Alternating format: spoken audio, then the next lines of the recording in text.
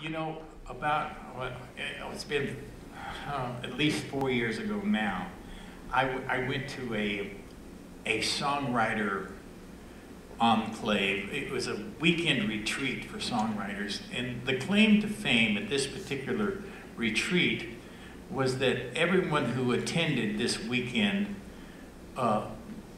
would write a song in 48 hours.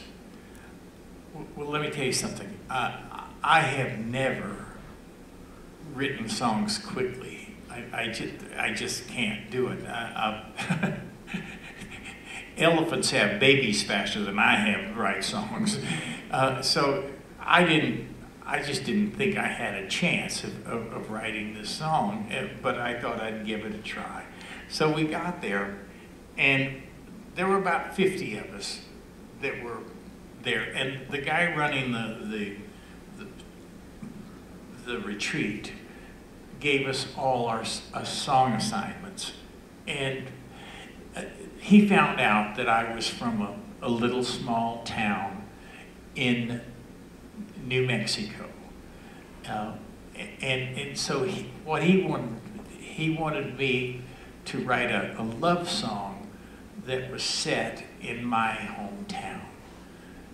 And see, his trick was he felt if he could get people to write about things that they knew about, like if you write about your hometown and you're in familiar surroundings, that would give you some impetus to want to write this song. And some other people he'd given, that they were from small towns too, and he was having them write songs about their own, and it did give them a level of confidence, although it didn't me. It sort of terrified me, and I'll tell you why. See, I grew up in a little town called Portales, New Mexico. Portales is a little town that's right on the Texas border. It's about 100 miles from Amarillo, Texas, and we grow peanuts there. Portales, New Mexico, the peanut basin of the nation. Except when I was a kid, there was a visiting professor from Dallas that came over and in his inimitable wisdom nicknamed us Goober Gulch. And it was one of those nicknames that stuck.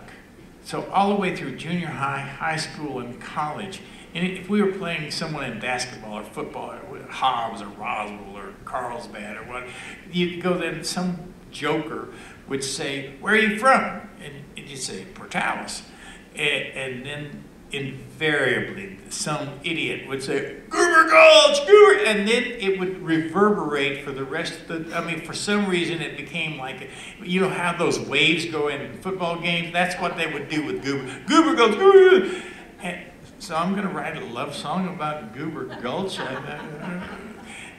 And then he gave me the rest of the premise of the song. First of all, he wanted as many small town colloquialisms in the song as possible, so we really had the flavor of what it's like to grow up in this little small town. And so he said, you're in a 7-Eleven store and you're going to go buy some beer, and you go by the cheese aisle and you accidentally run into the all-school cheerleader when you were in high school that you had a crush on, that you hadn't seen her in all these years, and then you go up to pay your bill, and your charge card gets turned down,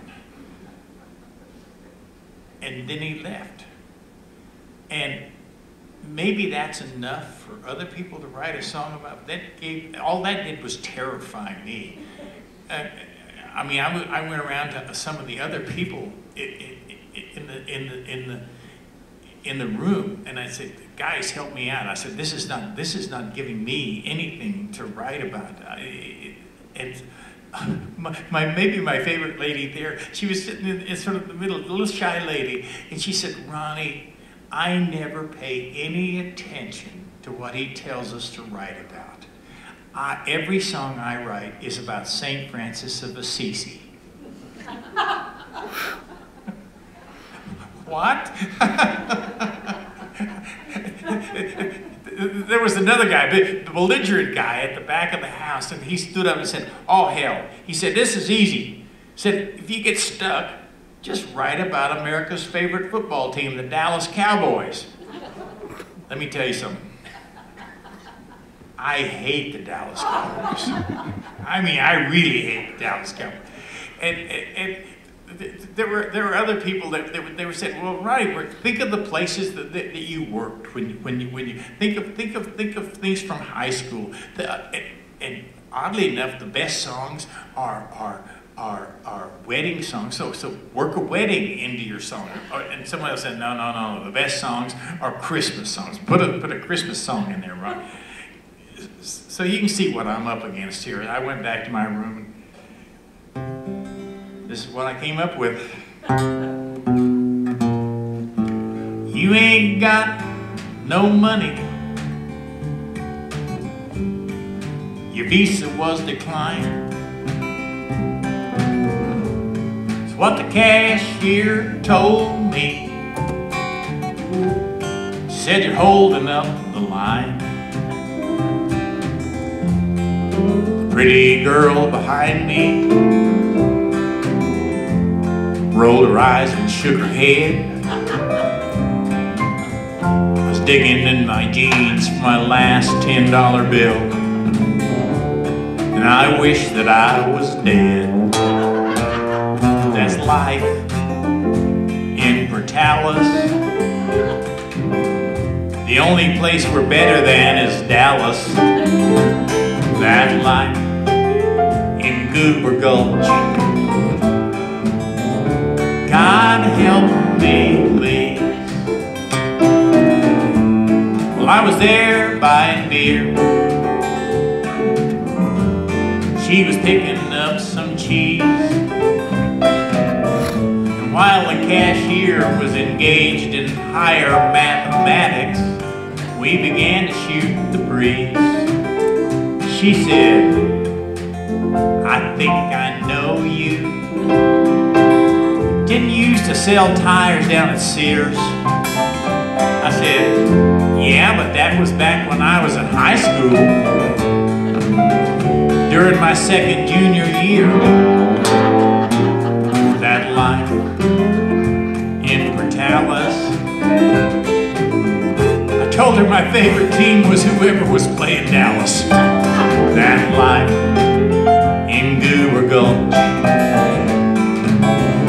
God help me, please.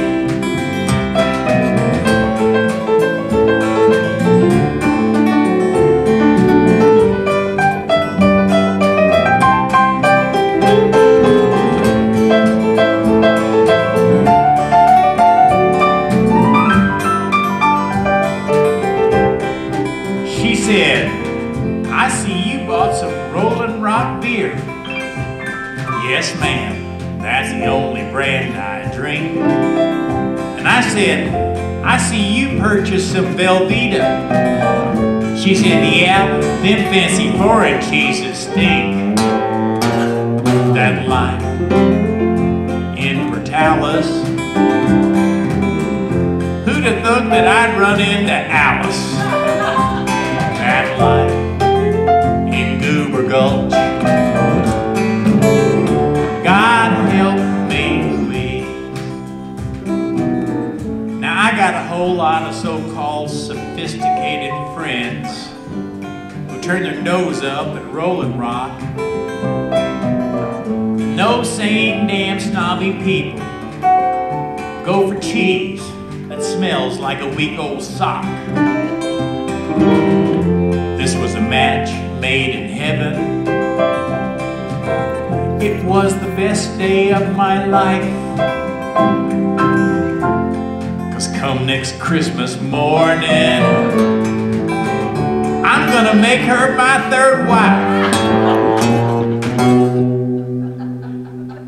Merry Christmas from Portales.